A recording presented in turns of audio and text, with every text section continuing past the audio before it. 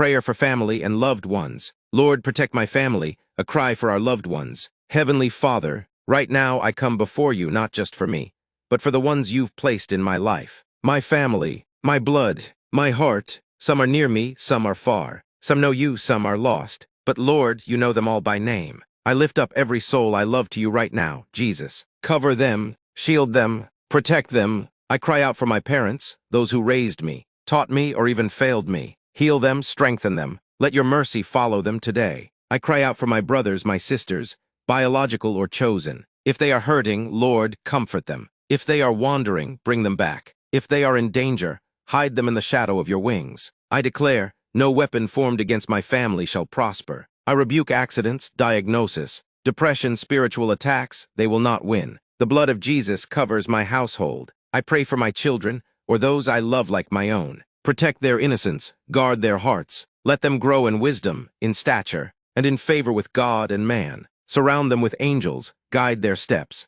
Keep them from every hidden trap. And Lord, for the one in my family who feels forgotten, who cries silent tears, who carries hidden pain, reach them today. Wrap them in your love like only you can. Holy Spirit, rest on my home. Let peace fill every room. Let forgiveness replace bitterness. Let unity drown out division. Let laughter return. Let healing begin. Bless my family today, Lord, not just with things, but with your presence. Be the center of our conversations, our decisions, our days. I surrender every soul I love to you. I trust you to hold what I cannot. I trust you to reach where I cannot go. I trust you to protect, provide, and pull them into their purpose, because you are God and you are faithful. In the mighty name of Jesus, I weep this prayer and I say Amen.